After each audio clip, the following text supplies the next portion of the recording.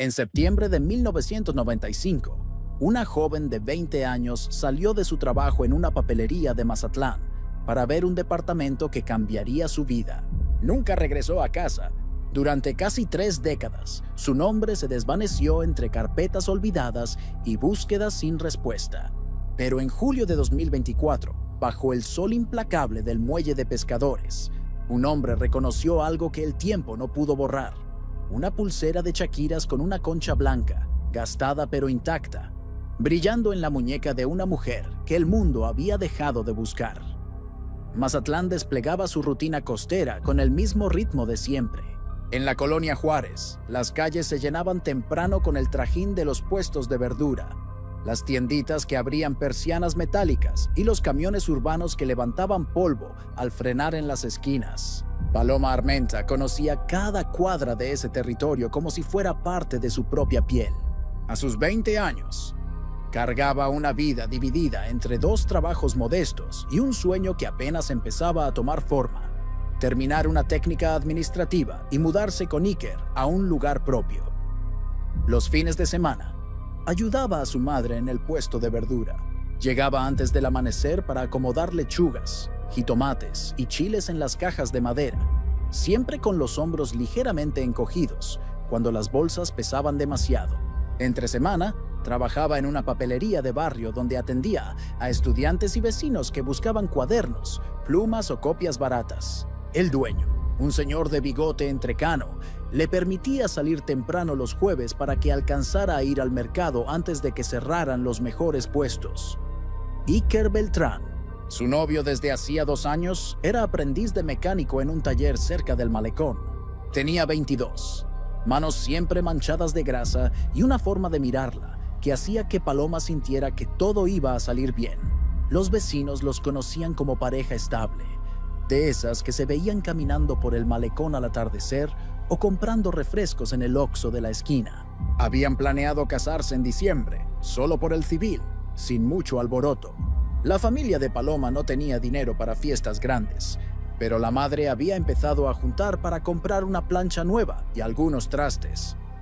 En la muñeca izquierda, Paloma llevaba siempre una pulsera de chaquiras con una concha blanca que su madre le había regalado al cumplir 18.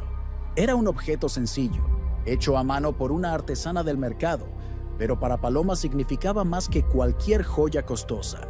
La usaba todos los días, incluso cuando lavaba trastes o cargaba cajas. Algunas chaquiras ya estaban desgastadas y la concha había perdido brillo, pero nunca se la quitaba. Iker solía bromear diciendo que esa pulsera era como su firma, algo que la hacía reconocible incluso desde lejos. La vida en Mazatlán transcurría con la cadencia de una ciudad que vive del mar y del comercio informal. Paloma caminaba rápido por las calles, saludaba con una sonrisa de medio lado a los conocidos y soñaba con el día en que pudiera rentar un departamento pequeño donde cocinar para Iker, sin que su madre anduviera de un lado a otro preguntando si ya habían comido. En septiembre de 1995, ese sueño parecía más cerca que nunca. Iker había encontrado un anuncio en un poste: se renta depa económico, zona Olas Altas. Paloma había llamado desde un teléfono público y la dueña le había dado cita para el 17, un domingo por la tarde. Ese mes, las lluvias habían dejado charcos en las banquetas y el aire olía a humedad mezclada con sal. Paloma salió de la papelería a las 4:40 de la tarde, como siempre, con su bolsa de tela cruzada al hombro y la pulsera brillando tenuemente bajo la luz nublada. Llamó a Iker desde el mismo teléfono público de siempre, el que estaba a media cuadra de la papelería, junto a una tienda de abarrotes con un toldo azul desteñido. «Voy a ver el depa, te marco saliendo», le dijo antes de colgar. Iker le contestó que esperaría su llamada en el taller, que no tardara mucho porque ya se estaba haciendo noche. Paloma subió a una auriga que la dejó en Aquiles Cerdán, casi esquina con Olas Altas, según declaró después el chofer. Eran las 5:30 de la tarde. Llevaba puestos unos jeans, una blusa verde menta y un suéter blanco anudado a la cintura. El cielo empezaba a oscurecerse con esa rapidez característica de los días nublados en la costa. Caminó hacia el domicilio que le habían dado. un edificio de 2 pisos con fachada despintada y ventanas con rejas. Nadie la volvió a ver después de eso. A las 7 de la noche, Iker seguía esperando la llamada de Paloma. El taller ya había cerrado y su maestro se había ido, dejándolo solo en el patio trasero donde guardaban las refacciones. Iker limpió sus herramientas, cerró el portón y caminó hasta el teléfono público más cercano. Marcó a la casa de Paloma. La madre contestó con voz tranquila, preguntando si ya venían en camino. Iker sintió un tirón en el estómago. ¿No llegó Paloma?, preguntó. La madre dejó de hablar por un segundo. Dijo que iba contigo a ver un departamento. Iker explicó que Paloma iría sola primero, que él la esperaría en el taller. La madre colgó y salió a la calle a preguntar a los vecinos. A las 8, la madre de Paloma fue a la papelería. El dueño confirmó que Paloma había salido a las 4:40, como siempre. Habló desde el teléfono de afuera y se fue caminando hacia la parada de Aurigas. A las 9, Iker recorrió Olas Altas buscando el edificio del anuncio. Lo encontró, una construcción vieja con un letrero de "Se renta" pegado con cinta en la puerta. Tocó varias veces. Nadie abrió. Preguntó a los vecinos de al lado. Una señora dijo que la dueña vivía en otra colonia y que solo iba de vez en cuando a mostrar el lugar. Nadie recordaba haber visto a una muchacha de 20 años esa tarde. A las 10 de la noche, la familia acudió a la policía municipal. El agente de guardia tomó los datos: nombre completo, edad, ropa que llevaba puesta, señas particulares. La madre mencionó la pulsera de Chaquiras. El agente dijo que esperaran unas horas, que a veces la gente se retrasaba por cuestiones de transporte o porque se quedaban platicando en algún lado. La madre insistió. Paloma no era de esas. Siempre avisaba, siempre llamaba. El agente anotó todo en una libreta y les pidió que volvieran al día siguiente si no aparecía. Iker no durmió esa noche. Recorrió el malecón, la central camionera, las paradas de taxis y Aurigas. Preguntó a choferes, a vendedores ambulantes, a vigilantes de estacionamientos. Nadie había visto a Paloma. Al amanecer, volvió a la casa. La madre estaba sentada en la cocina con la cajita donde venía la pulsera, abierta sobre la mesa.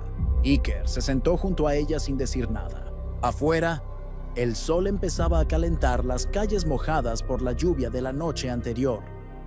El lunes 18, la familia fue al Ministerio Público a presentar denuncia formal. Abrieron una carpeta de investigación por desaparición. Tomaron declaración a Iker, a la madre, al dueño de la papelería y al chofer de Auriga, que recordaba haberla dejado cerca de Olas Altas. El agente del MP ordenó búsquedas en el Hospital General, en la Cruz Roja y en la morgue. No había ningún ingreso reciente que coincidiera con la descripción de Paloma. Revisaron los registros de la central camionera y de la terminal marítima. Nada. Durante los días siguientes, la familia y los vecinos organizaron brigadas de búsqueda. Pegaron volantes en postes, en tiendas, en paradas de camión. La foto de Paloma, la misma que Iker llevaba en su cartera, se reprodujo en copias borrosas que se fueron destiñendo con el sol y la lluvia. Recorrieron lotes baldíos, playas apartadas, zonas cercanas al muelle. Iker faltó al taller durante una semana completa. Su maestro le dijo que entendía, que tomara el tiempo que necesitara, pero que no dejara de comer ni de dormir, porque no iba a servir de nada si se enfermaba. La investigación inicial se centró en 3 líneas. La primera, posible conflicto de pareja. Iker dio declaración extensa, mostró mensajes, presentó a amigos y compañeros del taller que confirmaron que la relación era estable. Su coartada del 17 de septiembre quedó verificada. Estuvo en el taller con su maestro hasta las 6:30. Luego esperó en el mismo lugar hasta que llamó a la casa de Paloma. La segunda línea, posible fuga voluntaria. La familia descartó esa hipótesis de inmediato. Paloma no tenía deudas, no había discutido con nadie, no había mencionado querer irse a otra ciudad. La tercera línea, la más inquietante, surgió de los testimonios recogidos en el mercado. Varias mujeres que trabajaban en puestos cercanos al de la madre de Paloma mencionaron que, en las semanas previas, una señora había estado rondando la zona, ofreciendo empleos domésticos con traslado a otras ciudades. Prometía casa, comida, y un sueldo superior al que se ganaba en los puestos. Algunas mujeres jóvenes habían aceptado, otras habían desconfiado. La descripción era vaga: mujer de unos 40 años, tez morena, cabello corto, bien vestida. La policía localizó a una reclutadora informal que operaba en esa área. La entrevistaron. Negó haber hablado con Paloma. No había forma de comprobar lo contrario. Si esta historia te atrapa, activa las notificaciones para no perderte cómo continúa la búsqueda de Paloma en los próximos años. Los meses que siguieron a la desaparición de Paloma fueron un ejercicio agotador de esperanza y decepción alternadas. La carpeta de investigación pasó de un agente a otro, sin que ninguno encontrara pistas sólidas. La familia mantuvo las búsquedas durante el resto de 1995 y gran parte de 1996, pero el desgaste empezó a notarse en todos. La madre envejeció de golpe, su cabello se llenó de canas en cuestión de meses y su mirada adquirió una fijeza opaca que antes no tenía. Seguía atendiendo el puesto de verdura, pero ahora lo hacía en silencio, sin bromear con las clientas ni preguntar por sus familias. Iker volvió al taller, pero su maestro notó que ya no era el mismo. Cumplía con el trabajo, pero se le veía ausente, como si una parte de él siguiera recorriendo las calles de Mazatlán, buscando una respuesta que nunca llegaba. Los domingos, en lugar de descansar, caminaba por Olas Altas, por el malecón, por la colonia donde Paloma había vivido. A veces se sentaba en una banca frente al mar y sacaba la foto de su cartera. La pulsera de Chaquiras se distinguía claramente en la imagen, brillando bajo el sol de un día que ahora parecía pertenecer a otra vida. La investigación oficial siguió su curso burocrático. Se tomaron declaraciones adicionales, se revisaron registros de hospitales en ciudades cercanas, se consultaron bases de datos de personas no identificadas. En 1996, un cuerpo apareció en un canal de riego cerca de Culiacán. La descripción física coincidía parcialmente con la de Paloma. La familia viajó en autobús para el reconocimiento. No era ella.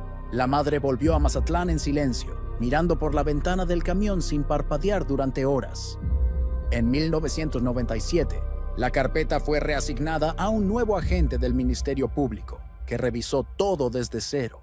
Volvió a entrevistar a Iker, a la madre, a los vecinos. Volvió a buscar a la reclutadora informal. La encontró trabajando en otro mercado, en otra colonia. La mujer repitió que no conocía a Paloma, que nunca había hablado con ella. El agente no pudo hacer más. Sin testigos directos, sin pruebas materiales, sin cuerpo, la investigación se congeló. La carpeta quedó archivada en un estante, junto a decenas de casos similares que esperaban un milagro o un golpe de suerte. Para entonces, Iker había tomado una decisión. No iba a casarse con nadie más. No iba a rehacer su vida como si Paloma nunca hubiera existido. Eso no significaba que viviera en un luto perpetuo, ni que se encerrara en su casa. Seguía trabajando, salía con amigos, iba a fiestas cuando lo invitaban. Pero algo fundamental en él había cambiado. Cada aniversario del 17 de septiembre, compraba un ramo de flores y lo dejaba en el malecón, en el mismo lugar donde solía caminar con Paloma. No había placa, no había mensaje, solo flores que el viento del mar se llevaba poco a poco. La madre de Paloma guardó la cajita de la pulsera en un cajón de la cómoda, junto a otras cosas que habían pertenecido a su hija. Un cuaderno de la técnica administrativa, unas fotos escolares, un llavero con forma de estrella de mar. No hablaba mucho del tema, pero cuando alguna vecina le preguntaba, siempre decía lo mismo: está viva. No sé dónde, pero está viva. Con el tiempo la gente dejó de preguntar. La vida en la colonia Juárez continuó su ritmo implacable. Los puestos del mercado se llenaban y vaciaban. Las familias crecían. Los niños que habían conocido a Paloma se convirtieron en adultos que apenas la recordaban. En 1998, Iker recibió una oferta de trabajo en Cabo San Lucas, un taller más grande, mejor sueldo, posibilidad de especialización. Dudó durante semanas. Sentía que irse de Mazatlán era traicionar a Paloma, como si al alejarse estuviera dejándola atrás para siempre. Habló con la madre. Ella le dijo que aceptara, que no podía quedarse atrapado en una espera que tal vez nunca terminaría. Iker se mudó a Cabo en 1999, pero regresaba a Mazatlán 2 veces al año. En septiembre, para dejar las flores en el malecón, y en diciembre, para pasar Navidad con su familia. Durante esos años, la carpeta de Paloma fue revisada en 2 ocasiones. En 2001 y en 2005, nuevos agentes intentaron reactivar la investigación. Compararon huellas dactilares de personas no identificadas fallecidas en Sinaloa, Sonora y Nayarit. Ninguna coincidió con las de Paloma, tomadas de objetos personales que la familia había entregado a la autoridad. La falta de resultados no sorprendió a nadie. Después de tanto tiempo, las posibilidades de encontrarla con vida parecían nulas y las de encontrar su cuerpo remotas. Iker nunca dejó de llevar la foto en su cartera. Con los años, el papel se desgastó tanto que tuvo que plastificarla para evitar que se desintegrara. La imagen de Paloma, congelada a sus 20 años, lo acompañaba a todas partes. A veces, cuando estaba solo, sacaba la foto y trataba de imaginar cómo sería ella ahora, a los 30, a los 35. Se preguntaba si seguiría usando la pulsera, si habría cambiado de peinado, si la vida la habría endurecido o si seguiría sonriendo de medio lado como antes. El paso de los años transformó la ausencia de Paloma en algo difuso, una herida que dejó de sangrar, pero nunca cerró del todo. En 2006, la madre seguía atendiendo el puesto de verdura, pero ya no con la misma energía. Ahora contrataba ayuda los fines de semana, porque cargar cajas le dolía la espalda y las rodillas. Los vecinos que habían conocido a Paloma empezaron a mudarse o a morir. Los nuevos inquilinos de la colonia no sabían nada de la muchacha que había desaparecido 11 años atrás. La historia se fue diluyendo en el tiempo, como tantas otras. Iker continuó su vida en Cabo San Lucas hasta 2010. Trabajó duro, ahorró dinero, aprendió técnicas nuevas de mecánica automotriz. Tuvo un par de relaciones breves que no prosperaron. No era que las mujeres no le gustaran o que no pudiera sentir afecto por alguien más. Era que algo en él seguía atado a Mazatlán, a esa tarde de septiembre en la que Paloma salió de la papelería y nunca regresó. En 2011, su maestro de Mazatlán murió de un infarto. Iker volvió para el velorio y se quedó una semana. Caminó por las mismas calles de siempre. Pasó frente al edificio de olas altas. Dejó flores en el malecón. Durante esa semana, aprovechó para visitar el Ministerio Público. Preguntó por la carpeta de Paloma. Le dijeron que seguía abierta, pero inactiva. No había nuevas pistas. Le informaron que en 2011 se había hecho una revisión de expedientes antiguos y que habían comparado huellas y señas particulares con bases de datos actualizadas. Ninguna coincidencia. Iker agradeció y salió de ahí con la misma sensación de vacío que lo acompañaba desde hacía años. Esa noche, sentado en la casa de su madre, se preguntó si Paloma habría querido que él siguiera esperando tanto tiempo. No encontró respuesta. En 2013, una organización civil que buscaba personas desaparecidas visitó Mazatlán. Ofrecieron asesoría legal y acompañamiento a familias. La madre de Paloma acudió a una de las reuniones. Escuchó los testimonios de otras madres, vio fotos de otras hijas e hijos que no habían vuelto. Se dio cuenta de que no estaba sola, pero eso no alivió el peso. Al final de la sesión, le preguntaron si quería que su caso se incluyera en una base de datos nacional. Ella aceptó. Le tomaron una foto reciente de Paloma, la misma que Iker llevaba en su cartera. La madre firmó unos papeles y se fue caminando despacio, con la bolsa colgando del hombro. En 2015, Iker decidió regresar a Mazatlán de forma permanente. Cabo San Lucas le había dado estabilidad económica, pero nunca se sintió en casa. Consiguió trabajo en un taller cerca del centro y rentó un cuarto en la misma colonia donde había vivido con su familia. Los primeros meses fueron extraños. Todo le parecía igual y diferente al mismo tiempo. Las calles eran las mismas, pero los negocios habían cambiado. La papelería donde trabajaba Paloma ya no existía. En su lugar había una tienda de celulares. El puesto de verdura de la madre seguía ahí, más pequeño, con menos variedad. Pero ahí, Iker retomó la costumbre de dejar flores en el malecón cada 17 de septiembre. Lo hacía temprano, antes de que llegaran los turistas y los vendedores ambulantes. A veces se quedaba un rato sentado en la misma banca de siempre, mirando el mar. No rezaba, no hablaba en voz alta, solo respiraba el aire salado y dejaba que los recuerdos pasaran por su mente, sin retenerlos. En 2016, una conocida le preguntó por qué seguía soltero. Iker no supo qué responder. No era soltero por decisión consciente, ni por falta de oportunidades. Era soltero porque algo en él seguía comprometido con alguien que el mundo había olvidado. En 2018, la carpeta de Paloma fue revisada una vez más como parte de un programa estatal de actualización de casos fríos. Un perito comparó las huellas dactilares archivadas con registros de personas fallecidas no identificadas en los últimos 20 años. No hubo coincidencias. El agente encargado llamó a la madre para informarle. Ella escuchó en silencio y colgó sin hacer preguntas. Esa noche sacó la cajita de la cómoda y la abrió. Adentro estaba el papel donde venía envuelta la pulsera cuando la compró en el mercado. Hacía más de 20 años. Lo desdobló con cuidado. El papel estaba amarillo y quebradizo. Lo volvió a guardar. En 2019, Iker cumplió 46 años. Su vida transcurría entre el taller, su cuarto rentado y las caminatas por el malecón. No era una vida triste ni amarga. Era una vida funcional, con pequeños momentos de satisfacción. Un motor bien reparado, una cerveza fría al final del día, una charla con los compañeros del taller. Pero siempre había un espacio vacío que nada llenaba. A veces, cuando pasaba por el muelle de pescadores, veía mujeres trabajando en las hieleras y en las lanchas. Se preguntaba si Paloma habría terminado en un lugar así, en otra ciudad, con otro nombre, haciendo un trabajo duro bajo el sol. En 2020, la pandemia cerró el taller durante meses.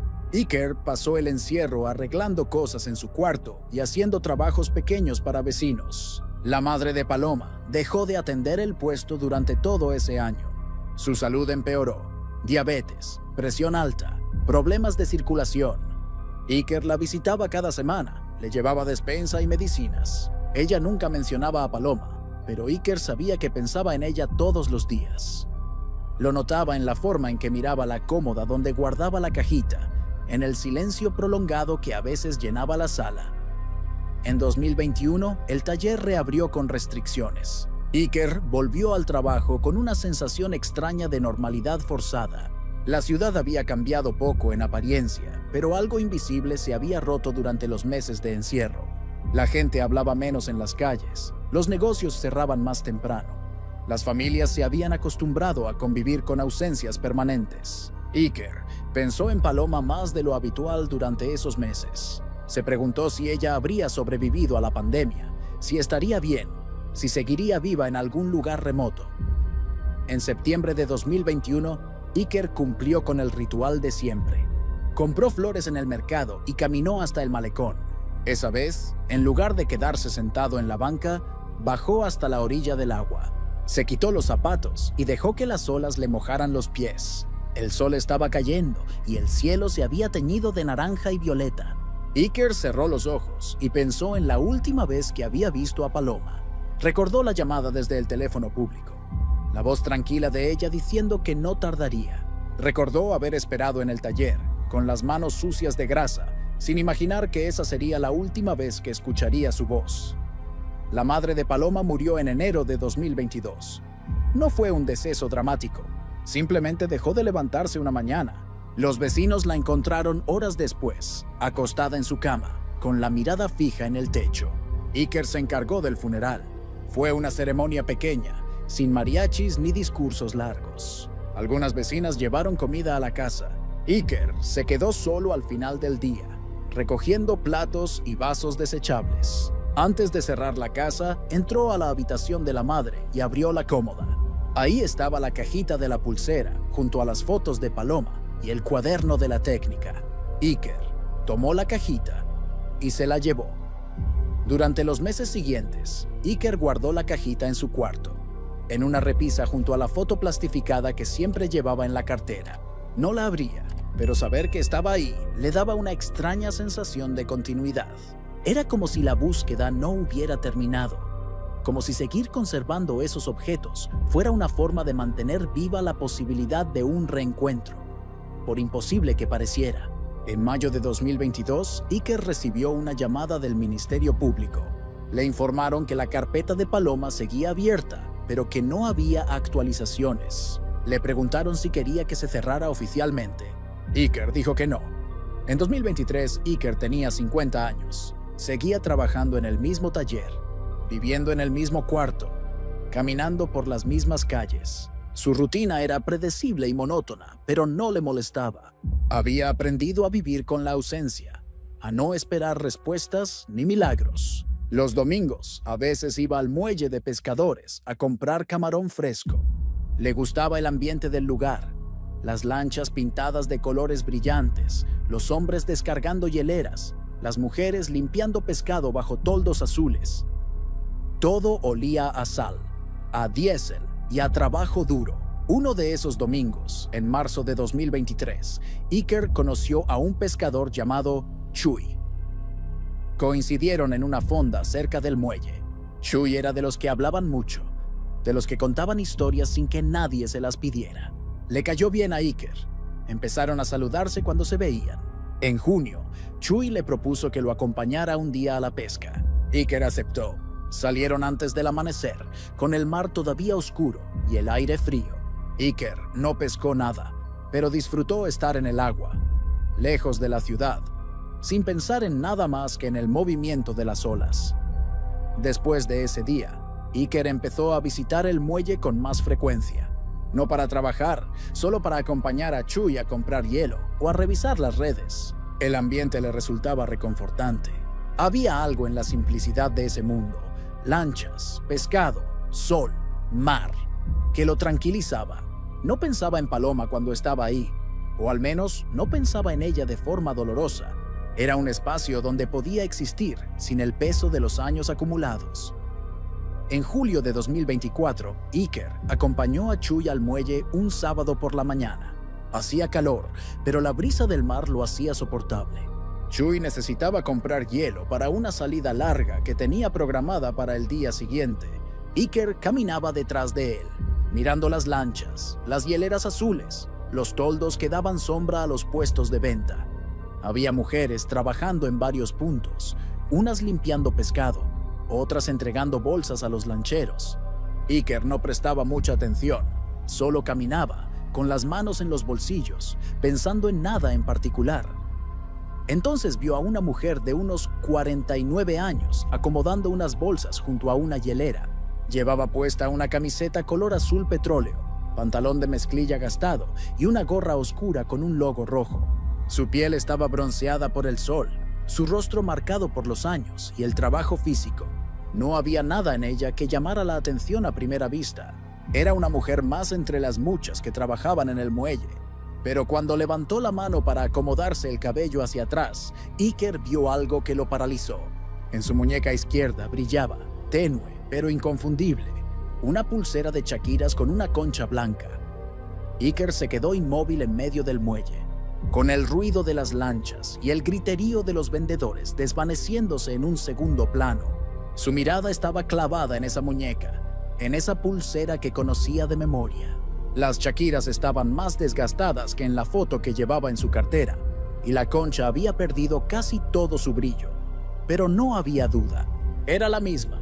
La mujer terminó de acomodar las bolsas y se giró para hablar con uno de los lancheros. Iker dio un paso al frente, luego otro. Su corazón latía tan fuerte que sentía el pulso en las sienes.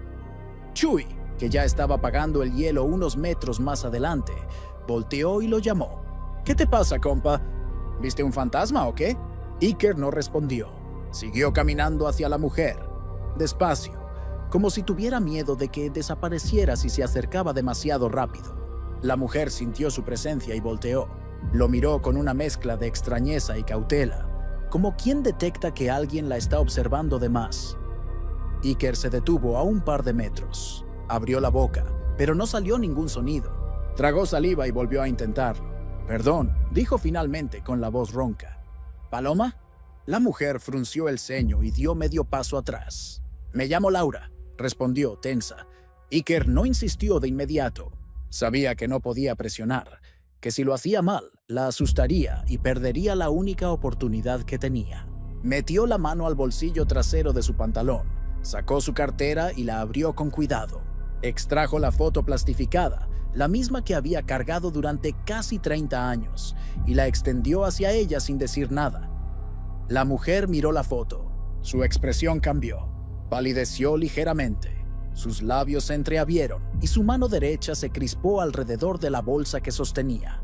Miró la foto, luego su propia muñeca, luego de nuevo la foto. Iker señaló la pulsera en la imagen. «Esa pulsera», dijo con voz quebrada. «Tu mamá te la regaló cuando cumpliste 18. Tiene chaquiras y una concha blanca. Nunca te la quitabas». La mujer cerró los ojos. Una lágrima se deslizó por su mejilla, silenciosa, sin dramatismo. Cuando volvió a abrir los ojos, había algo en ellos que Iker reconoció de inmediato. Era la mirada de Paloma, enterrada bajo años de cansancio y miedo. «¿Cómo?» La mujer no terminó la frase. Iker dio otro paso al frente, pero con cuidado, sin invadir su espacio. «El departamento de olas altas», dijo. «Íbamos a vernos ese día. Tú ibas a ir primero. Me dijiste que me marcarías saliendo». La mujer tembló. Su respiración se volvió irregular. Iker continuó, ahora con más urgencia, pero sin alzar la voz. «Te llamaba Palo, solo yo te decía así. Te burlabas de ese apodo. Decías que sonaba a nombre de perro». La mujer soltó una risa ahogada que se convirtió en sollozo. Asintió sin decir nada. Iker mencionó la cicatriz sobre su ceja derecha, casi invisible, producto de una caída en la primaria cuando jugaba canicas. Paloma se llevó la mano a la frente, tocándose exactamente donde estaba la marca. Iker sacó su celular y le mostró otra foto, una que había tomado años atrás al malecón, al lugar donde dejaba las flores cada septiembre. «Nunca dejé de buscarte», dijo. Paloma, porque ya no había duda de que era ella, se cubrió la boca con ambas manos y empezó a llorar en silencio. Uno de los lancheros se acercó preocupado. «¿Está todo bien, Laura?» Paloma asintió sin mirarlo. El hombre se alejó despacio, mirando a Iker con desconfianza. Un comerciante del puesto de al lado, un señor que vendía carnada y anzuelos, notó que algo raro estaba pasando. Vio a Paloma llorando, a Iker con la foto en la mano. El ambiente tenso. Sacó su celular y marcó al 911. «Hay una situación en el muelle de pescadores. Una mujer está llorando. Parece que la están molestando o algo así. No sé, mejor manden a alguien». Colgó y siguió observando desde lejos, sin acercarse. Iker no sabía qué hacer. Quería abrazarla, quería preguntarle dónde había estado, quería gritarle que la habían buscado durante años, que su madre había muerto esperándola. Pero no hizo nada de eso, solo se quedó ahí, parado, con la foto todavía en la mano, mirándola como si no pudiera creer que fuera real. Paloma finalmente habló, con la voz quebrada, casi inaudible. No sabía cómo volver. «Ya pasó mucho tiempo. Yo ya no soy la misma». Iker negó con la cabeza. «No importa. Estás aquí. Eso es lo único que importa». A los pocos minutos, llegó una patrulla de la policía municipal. Bajaron 2 oficiales que se acercaron con cautela. Preguntaron qué estaba pasando. El comerciante señaló a Iker y a Paloma. Iker explicó rápido, con las palabras tropezándose unas con otras. «Ella desapareció hace 29 años. Es Paloma Armenta. Yo soy su novio. Bueno, era su novio. La estuve buscando todo este tiempo». Los oficiales intercambiaron miradas. Uno de ellos pidió refuerzos por radio. Paloma no dijo nada, solo miraba el suelo, con los brazos cruzados sobre el pecho, temblando. Uno de los oficiales le pidió a Paloma que se identificara. Ella dudó antes de responder. «Laura», dijo finalmente, aunque su voz no sonaba convincente ni siquiera para ella misma. El oficial revisó su registro interno y notó que no había ninguna denuncia reciente relacionada con el incidente. Preguntó si necesitaban trasladarla a algún lugar. Iker intervino con urgencia. «Ella es Paloma Armenta. Desapareció en 1995. Debe haber una carpeta abierta en el Ministerio Público». El oficial tomó nota del nombre y pidió verificación por radio. Mientras esperaban respuesta, llegó una unidad del DIF Mazatlán que había sido alertada por el 911. Una trabajadora social bajó del vehículo y se acercó con cuidado. Habló con Paloma en voz baja, preguntándole si se encontraba bien, si necesitaba algo, si alguien la había agredido. Paloma negó con la cabeza. Estoy bien, solo asustada. La trabajadora social notó la tensión en su postura y le ofreció acompañarla a un lugar más tranquilo. Paloma aceptó. Los oficiales formaron un perímetro discreto para mantener alejados a los curiosos que empezaban a acumularse. Chuy, el amigo pescador de Iker, se acercó a él y le preguntó en voz baja qué estaba pasando. Iker no pudo responder. Tenía un nudo en la garganta que no lo dejaba hablar. La trabajadora social del DIF propuso trasladar a Paloma al Hospital General para una valoración médica. No era obligatorio, pero recomendable. Paloma miró a Iker con una expresión difícil de interpretar. Había miedo, sí, pero también algo parecido al alivio. Iker asintió. Yo voy contigo. No te voy a dejar sola. Paloma bajó la mirada y murmuró un gracias casi inaudible. Subieron a la unidad del DIF. Iker pidió permiso para acompañarla y le fue concedido. Durante el trayecto, ninguno de los dos habló. Paloma miraba por la ventana, con la pulsera todavía en su muñeca, ahora más visible bajo la luz que entraba por el vidrio. En el Hospital General, Paloma fue recibida por una médica de guardia que la llevó a una sala de revisión. Le tomaron signos vitales: presión arterial ligeramente elevada, pulso acelerado, deshidratación leve. La doctora anotó señales de trabajo físico prolongado, callosidades en las manos, piel reseca en antebrazos y cuello, cicatrices antiguas en las rodillas. Paloma respondió las preguntas de forma automática, sin dar detalles. La médica no presionó, le ofreció agua, le tomó muestras de sangre para análisis básicos y la derivó con la psicóloga del hospital. La psicóloga era una mujer joven que hablaba con voz pausada y sin juzgar. Le preguntó a Paloma si quería hablar sobre lo que había pasado. Paloma negó con la cabeza. Todavía no. No sé por dónde empezar. La psicóloga respetó su decisión y le explicó que no estaba obligada a decir nada en ese momento, que lo importante era que estuviera segura y que tuviera acceso a apoyo si lo necesitaba. Le entregó un folleto con información sobre terapia para trauma y ansiedad. Paloma lo guardó en el bolsillo de su pantalón sin mirarlo. Mientras tanto, en la sala de espera, Iker fue contactado por un agente de la Fiscalía de Sinaloa que había sido notificado sobre el caso.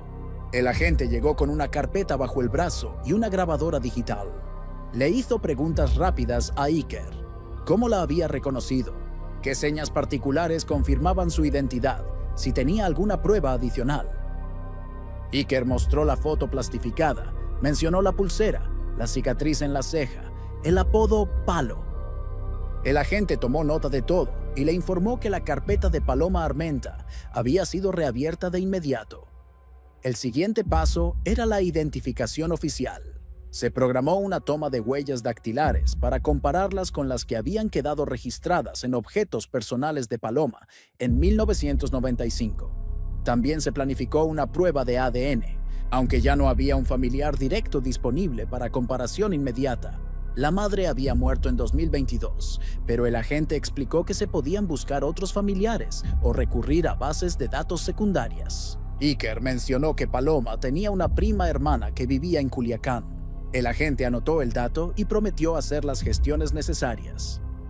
Paloma salió de la consulta psicológica una hora después. Tenía los ojos enrojecidos, pero más calmada. La trabajadora social del DIF le explicó que podía quedarse en un albergue temporal si no tenía dónde ir. Paloma dudó. No había pensado en eso. Durante años había vivido en cuartos rentados, en casas de otras personas, en lugares donde nunca se sentía realmente segura. La idea de un albergue la incomodaba, pero aceptó porque no tenía alternativa inmediata. Iker se ofreció a ayudarla con lo que necesitara. Paloma lo miró a los ojos por primera vez desde el reencuentro. ¿Por qué? Ya pasaron casi 30 años. No me debes nada. Iker sintió que algo se rompía dentro de él al escuchar esas palabras. «Porque nunca dejé de buscarte», respondió con la voz temblando. «Porque iba a ser mi esposa. Porque tu mamá murió esperándote. Porque…» Se detuvo. No podía seguir hablando sin quebrarse completamente.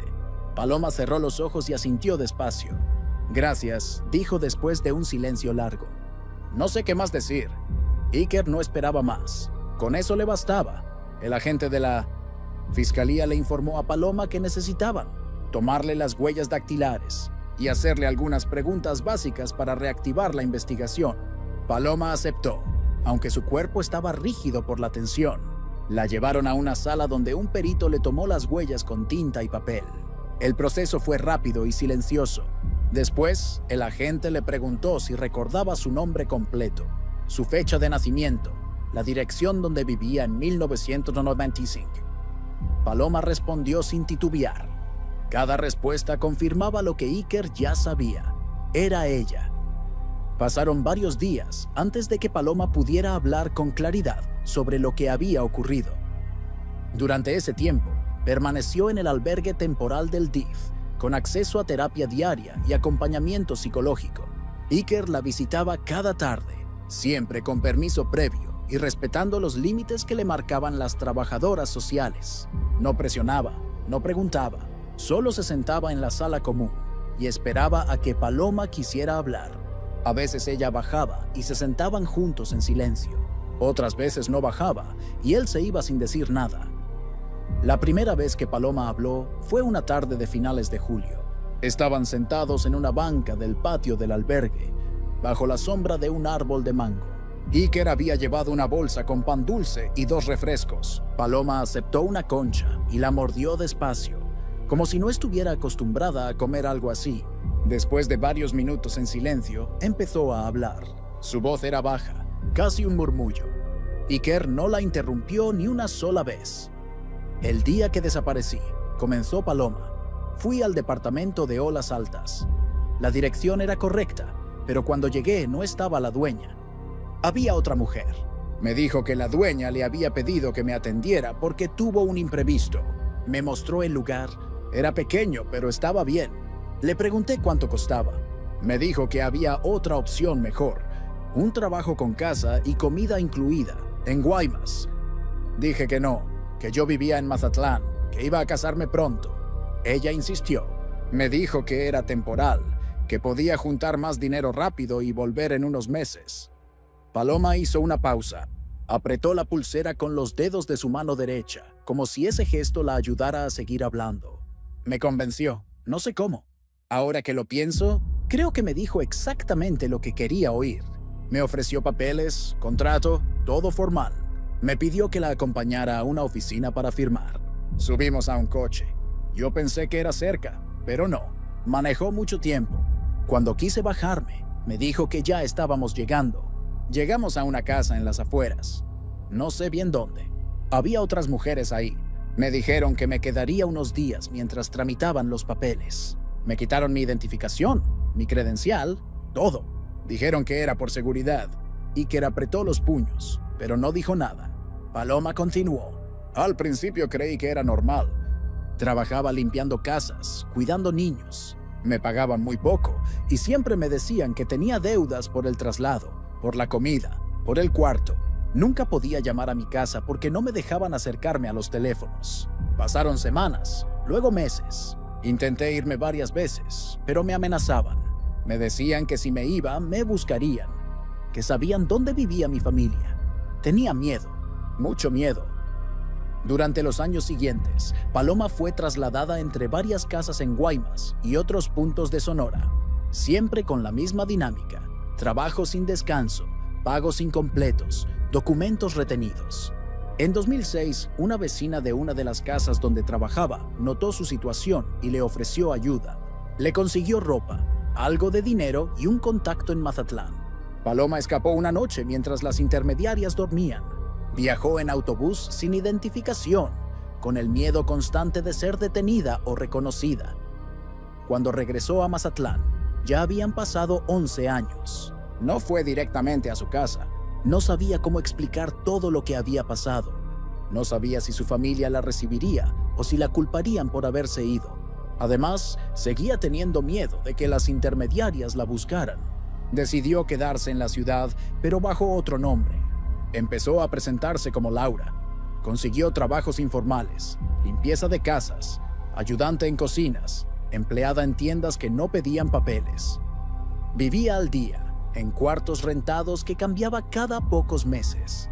Con el tiempo, ese miedo inicial se convirtió en vergüenza. Paloma sabía que había pasado demasiado tiempo, que ya no podía simplemente regresar y explicar lo inexplicable. Pensaba en su madre, en Iker, en la vida que había dejado atrás. Pero cada año que pasaba hacía más difícil el regreso. Se convenció de que ya nadie la estaba buscando, de que todos habían seguido adelante. La pulsera era lo único que la conectaba con su vida anterior. Nunca se la quitó porque era su forma de recordar que alguna vez había sido otra persona. En 2015 encontró trabajo en el muelle de pescadores. Le pagaban en efectivo, no le pedían identificación y el ambiente le gustaba. Era duro, sí, pero honesto. No había intermediarias, no había amenazas, solo trabajo, sol y mar. Se quedó ahí durante años, construyendo una rutina simple pero funcional. Paloma, o Laura, como todos la conocían, se convirtió en una más entre las mujeres que trabajaban en el muelle. Nadie preguntaba por su pasado y ella no ofrecía información. Cuando terminó de hablar, Paloma miró a Iker con los ojos llenos de lágrimas. No sabía que mi mamá había muerto, dijo con la voz quebrada. No sabía que seguías buscándome. Si lo hubiera sabido. Iker negó con la cabeza. No importa. Lo importante es que estás aquí. Ahora tenemos que ayudarte a recuperar tu vida. Paloma no respondió. Solo se quedó mirando la pulsera en su muñeca, como si no pudiera creer que ese objeto tan pequeño hubiera sido la clave para que todo cambiara. Los procedimientos legales y administrativos que siguieron al reencuentro fueron lentos y burocráticos, pero necesarios. La Fiscalía de Sinaloa confirmó la identidad de Paloma mediante comparación de huellas dactilares con los registros de 1995. La coincidencia fue total. También se gestionó una prueba de ADN con la prima hermana que vivía en Culiacán. Los resultados tardaron 3 semanas, pero cuando llegaron confirmaron sin lugar a dudas que la mujer que trabajaba como Laura en el muelle de pescadores era Paloma Armenta, desaparecida el 17 de septiembre de 1995, con la identidad confirmada. Comenzó el proceso de recuperación de documentos. Paloma había perdido su acta de nacimiento original, su credencial de elector y cualquier otro papel que la identificara legalmente. La trabajadora social del DIF la acompañó al registro civil para solicitar una copia certificada de su acta. El trámite fue rápido, pero el momento en que Paloma sostuvo ese papel en sus manos fue extraño. Era como si estuviera recuperando una versión de sí misma que había dejado de existir casi 30 años atrás. El siguiente paso fue la reactivación de su CURP y la reposición de su credencial de elector. Paloma tuvo que llenar formularios, presentarse en oficinas, explicar una y otra vez por qué no tenía identificación vigente. Algunos funcionarios fueron comprensivos, otros burocráticos e indiferentes. Iker la acompañó a cada trámite, esperándola afuera cuando no le permitían entrar, llevándole agua cuando el calor apretaba. No hablaban mucho durante esos días. El proceso era agotador y Paloma necesitaba espacios de silencio. En paralelo, la Fiscalía reabrió la investigación sobre su desaparición. El agente a cargo entrevistó nuevamente a Paloma, esta vez con más tiempo y en un ambiente controlado. Paloma describió a la mujer que la había reclutado en 1995, dio detalles sobre las casas donde la retuvieron y mencionó nombres de intermediarias que recordaba. La mayoría de esos datos eran vagos, nombres falsos, direcciones aproximadas, pero el agente los anotó de todos modos. Existía la posibilidad de que algunas de esas personas siguieran operando. El agente también le explicó a Paloma que tenía derecho a interponer una denuncia formal por privación ilegal de la libertad y trata laboral. Paloma dudó. No quería revivir todo eso en un juzgado. No quería enfrentarse a las personas que la habían retenido. Pero la trabajadora social del DIF le explicó que hacerlo podría ayudar a otras mujeres que tal vez estuvieran pasando por lo mismo. Paloma lo pensó durante varios días y finalmente aceptó. Firmó la denuncia con mano temblorosa, consciente de que ese acto cerraba una puerta, pero abría otra que no sabía si estaba lista para cruzar. Mientras tanto, Paloma continuaba en el albergue del DIF. Asistía a terapia 3 veces por semana, con una psicóloga especializada en trauma. Las primeras sesiones fueron difíciles. Paloma no podía hablar sin llorar, o hablaba demasiado rápido, como si quisiera sacar todo de una vez y no volver a pensarlo nunca más. La psicóloga le enseñó técnicas de respiración, ejercicios para manejar la ansiedad y estrategias para procesar los recuerdos sin que la desbordaran. Poco a poco, Paloma empezó a sentir que podía sostener su propia historia sin romperse. Uno de los temas más difíciles fue su relación con Iker. Habían pasado casi 30 años desde la última vez que se vieron. Él tenía 51, ella 49. Ya no eran los jóvenes que planeaban casarse y rentar un departamento en Olas Altas. Paloma sentía culpa por todo el tiempo perdido, por la vida que Iker no había tenido esperándola. Iker, por su parte, no sabía cómo acercarse sin parecer invasivo. No quería presionar, pero tampoco quería desaparecer de su vida ahora que la había encontrado. La psicóloga les sugirió que se tomaran las cosas con calma, que no intentaran retomar una relación que ya no existía, sino construir algo nuevo desde donde estaban ahora. Paloma e Iker aceptaron la recomendación. Decidieron verse una vez por semana, siempre en lugares públicos. Una fonda, el malecón, el parque. Hablaban de cosas sencillas, de la vida diaria, de cómo estaba progresando Paloma con los trámites. No hablaban del pasado a menos que Paloma lo mencionara primero. En una de esas reuniones, Paloma le preguntó a Iker si alguna vez se había casado o tenido hijos. Iker negó con la cabeza. «Nunca pude», dijo. «Intenté seguir adelante, pero algo siempre me detenía». Paloma sintió una mezcla de tristeza y gratitud que no supo cómo nombrar. No le parecía justo que Iker hubiera pasado casi 30 años esperándola, pero al mismo tiempo le conmovía saber que no había sido olvidada. «No tenías que hacer eso», le dijo. Iker la miró a los ojos. «Lo sé, pero no fue una obligación, fue una elección». A finales de agosto, Paloma recibió su credencial de elector nueva. Era un documento pequeño, insignificante para la mayoría de la gente, pero para ella significaba que volvía a existir oficialmente. La trabajadora social del DIF también la ayudó a inscribirse en el sistema de salud pública y a solicitar apoyo para buscar empleo formal. Paloma no quería volver al muelle de pescadores, no porque el trabajo fuera malo, sino porque ese lugar la conectaba con su vida como Laura, y ella estaba tratando de dejar atrás esa identidad. En septiembre, Paloma salió del albergue y rentó un cuarto pequeño en una vecindad cerca del centro. No era gran cosa, pero era suyo. Iker la ayudó con los muebles básicos: un colchón, una mesa, 2 sillas, un ventilador. Paloma insistió en que no era necesario, pero Iker no aceptó un no por respuesta. Pasaron toda una tarde armando muebles y acomodando cosas. Al final del día, Paloma preparó café en una cafetera vieja que había comprado en el mercado. Se sentaron en las sillas nuevas, tomando café aguado, sin decir mucho. Era un momento simple, casi trivial, pero para ambos significaba algo importante: la posibilidad de empezar de nuevo. El mes de octubre trajo consigo una rutina nueva para Paloma. Había conseguido trabajo en una tienda de abarrotes que quedaba a 3 cuadras de su cuarto.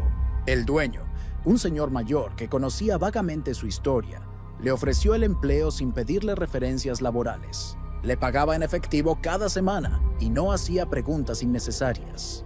Paloma agradecía esa discreción. No quería ser vista como una víctima ni como alguien a quien había que tratar con cuidado. Solo quería trabajar, pagar su renta y construir algo parecido a una vida normal. Las primeras semanas fueron difíciles. Paloma no estaba acostumbrada a interactuar tanto con la gente. En el muelle, su trabajo había sido más solitario: entregar bolsas, limpiar pescado, acomodar hieleras. Ahora tenía que atender clientes, cobrar, hacer cuentas rápidas en su cabeza. Algunos días llegaba a su cuarto exhausta, con dolor de cabeza y las piernas hinchadas, pero seguía adelante. No tenía alternativa. Iker continuaba visitándola, siempre respetando los límites que Paloma le marcaba. A veces pasaba por la tienda solo para comprar un refresco y saludarla.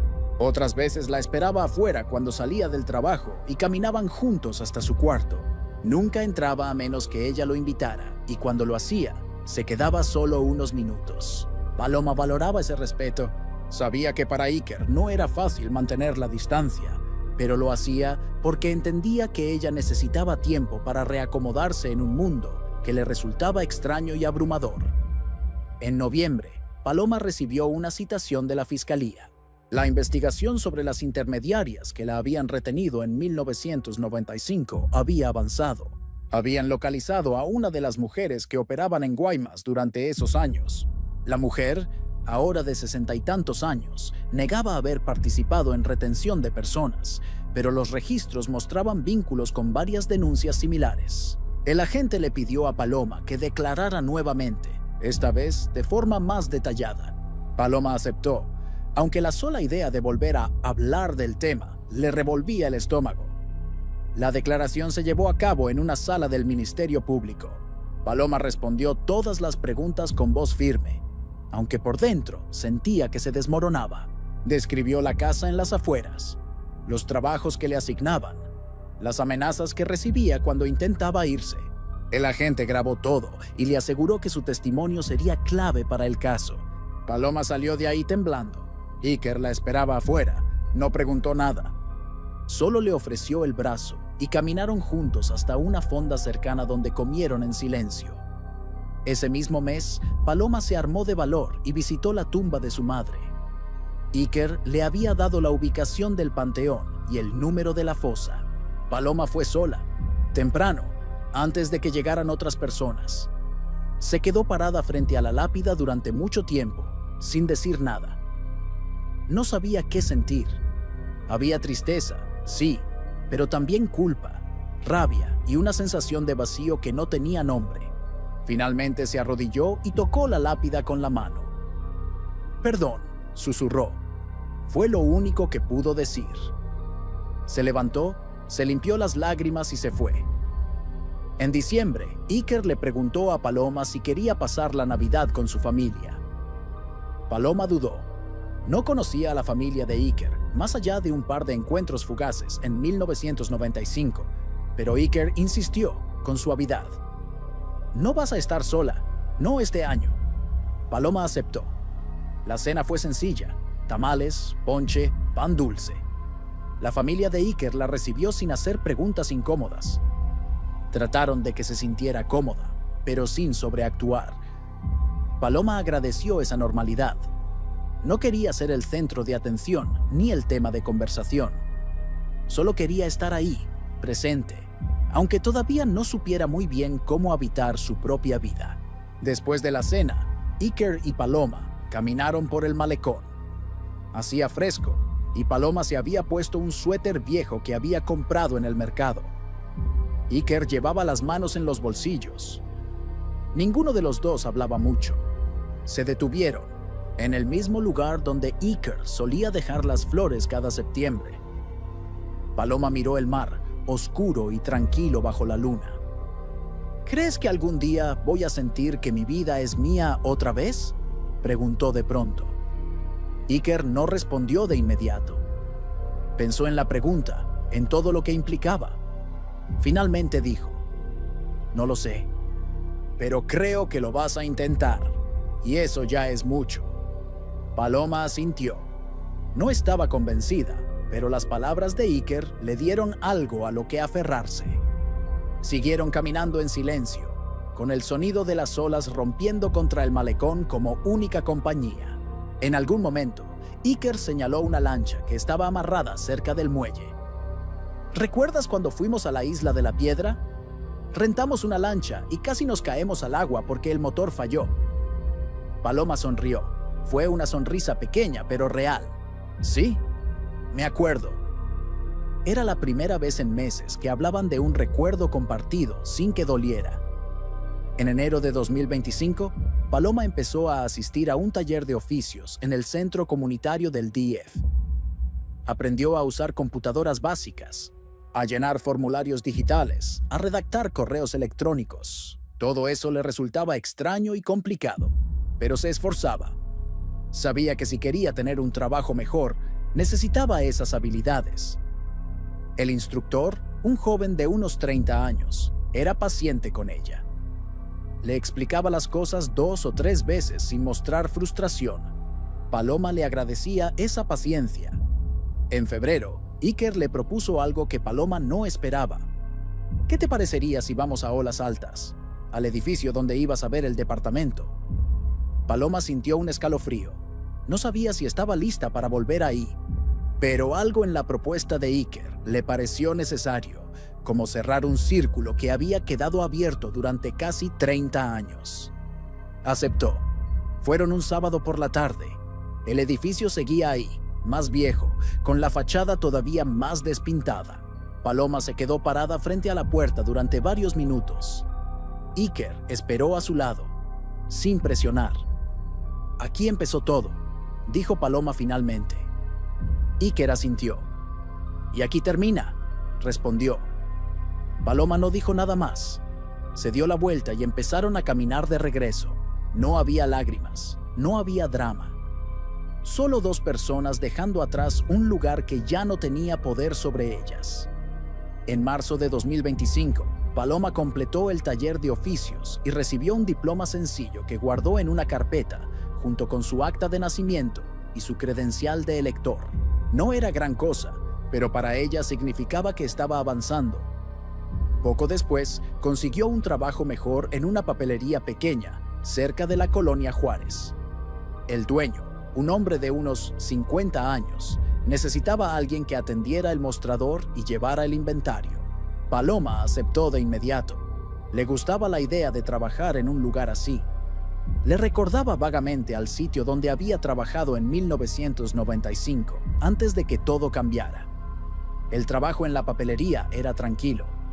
Paloma atendía a estudiantes que compraban cuadernos, a madres que pedían material para tareas escolares, a oficinistas que necesitaban copias o engargolados. Se acostumbró rápido a la rutina. Le gustaba el olor a papel nuevo, el orden de los estantes, la previsibilidad de los días. No había sobresaltos, no había amenazas. Solo trabajo honesto y un sueldo que le permitía pagar su renta y ahorrar un poco cada semana. Iker seguía visitándola, pero ahora con menos frecuencia. No porque se hubiera alejado, sino porque Paloma necesitaba espacio para construir su propia vida sin depender emocionalmente de él. Se veían 1 o 2 veces al mes, siempre en encuentros breves y sin presión. A veces iban a comer tacos a un puesto cerca del malecón. Otras veces solo caminaban por el centro sin hablar mucho. La relación entre ellos había cambiado. Ya no eran novios, ni podían serlo. Pero tampoco eran solo conocidos. Eran 2 personas, unidas por una historia que ninguno de los dos podía ni quería borrar. En abril, Paloma recibió una notificación de la fiscalía. La investigación sobre las intermediarias había avanzado lo suficiente como para presentar cargos formales contra 2 mujeres que operaban esquemas de reclutamiento engañoso en los 90. Una de ellas era la mujer que había contactado a Paloma en 1995.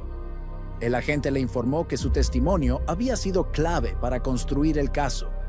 Paloma no sintió alivio ni satisfacción, solo un cansancio profundo. Había hecho lo que tenía que hacer, pero eso no borraba los años perdidos. En mayo, Paloma tomó una decisión que llevaba meses posponiendo. Quería terminar la técnica administrativa que había dejado inconclusa en 1995. Se inscribió en un programa para adultos en el colegio de bachilleres. Las clases eran por las tardes, después de su trabajo en la papelería. Era agotador, pero Paloma se mantenía firme. Estudiar le daba un propósito, una forma de recuperar algo que le habían arrebatado. Los profesores notaron su dedicación. Era mayor que la mayoría de sus compañeros, pero eso no la detenía.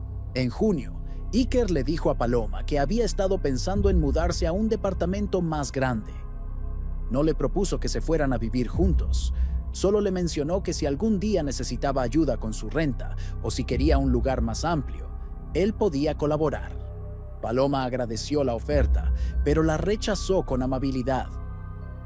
«Necesito hacer esto sola», le explicó. Iker entendió, no insistió. En julio de 2025, Se cumplió 1 año desde el reencuentro en el muelle.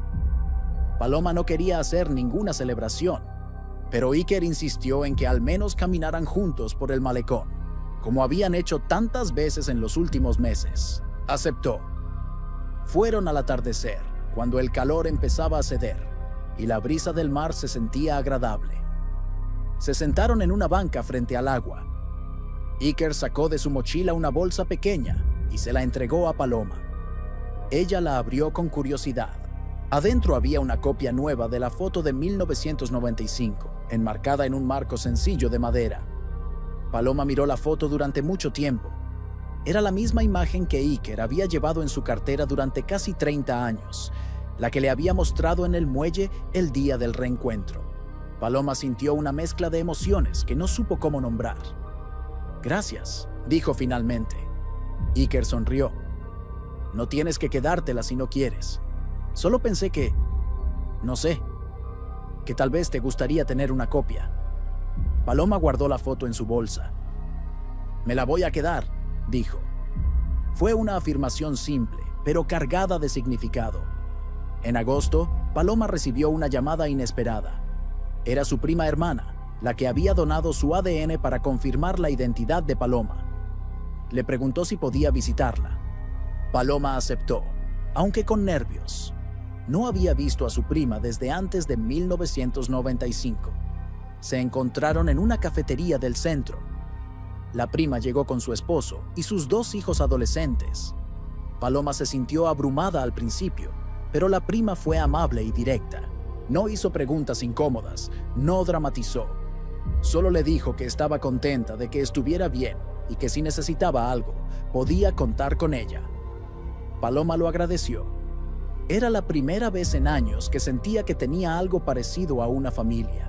En septiembre, Paloma asistió a su primera clase del nuevo ciclo escolar. Estaba más nerviosa que de costumbre, pero se obligó a entrar al salón y tomar asiento. Durante la clase, el profesor pidió que cada estudiante se presentara. Cuando llegó el turno de Paloma, ella dudó por un segundo. Luego dijo: «Me llamo Paloma Armenta, tengo 49 años. Estoy aquí porque quiero terminar lo que empecé hace 30 años». Nadie hizo comentarios. Solo asintieron y siguieron con las presentaciones. Paloma sintió que algo en ella se aflojaba. Era un paso pequeño, pero importante. En octubre, Iker y Paloma volvieron al muelle de pescadores. No habían regresado juntos desde el día del reencuentro. Caminaron entre las lanchas, las hieleras, los puestos de venta. Paloma reconoció a algunos de los lancheros que la habían conocido como Laura. Algunos la saludaron, otros la miraron con curiosidad. Paloma respondió los saludos con naturalidad. Ya no sentía la necesidad de esconderse ni de explicar quién era. Simplemente estaba ahí, caminando por un lugar que había sido parte de su vida durante casi 10 años. En noviembre de 2025, Paloma llevaba 16 meses desde el reencuentro. La vida que había construido durante ese tiempo no era perfecta, pero era suya.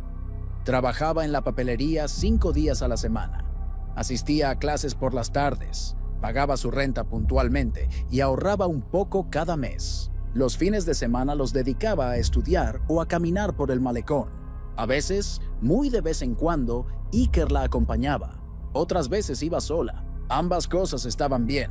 La terapia continuaba, aunque ahora con menor frecuencia. Paloma había aprendido a manejar la ansiedad sin que la paralizara. Seguía teniendo días difíciles, días en los que el peso de los años perdidos se sentía insoportable. Pero también tenía días buenos, días en los que podía levantarse sin miedo, trabajar sin angustia y dormir sin pesadillas. Esos días eran cada vez más frecuentes. En una de sus sesiones, la psicóloga le preguntó cómo se sentía respecto a su relación con Iker. Paloma lo pensó antes de responder. «No sé si algún día vamos a volver a ser lo que éramos. Creo que ya no es posible, pero tampoco quiero que desaparezca de mi vida. Me ayudó a volver. Eso no lo voy a olvidar». La psicóloga asintió. «¿Y qué quieres tú para ti misma?». Paloma sonrió un poco. «Quiero terminar mi técnica. Quiero tener un trabajo mejor. Quiero dejar de sentir que le debo algo a alguien. Quiero ser yo, nada más». En la papelería, Paloma se había ganado la confianza del dueño. Él le había propuesto que se quedara a cargo cuando él no estuviera, que manejara el inventario y las compras. Paloma aceptó. No era un ascenso formal, ni venía con un aumento significativo, pero le daba más responsabilidad y eso le gustaba. Le hacía sentir que estaba avanzando, que no estaba estancada. Una tarde de principios de noviembre, mientras organizaba los estantes de la papelería, Paloma se dio cuenta de que la pulsera de Shakira se había roto. Una de las cuerdas se había desgastado tanto que finalmente cedió. Las Shakiras cayeron al suelo con un sonido seco. Paloma se agachó a recogerlas. No se angustió, no lloró, solo las guardó en su bolsillo y siguió trabajando. Esa noche, en su cuarto, intentó repararla, pero la cuerda estaba demasiado dañada. Decidió guardar las Shakiras y la concha blanca en una cajita pequeña, la misma que su madre había guardado durante años. No necesitaba llevarla puesta para recordar. Ya no.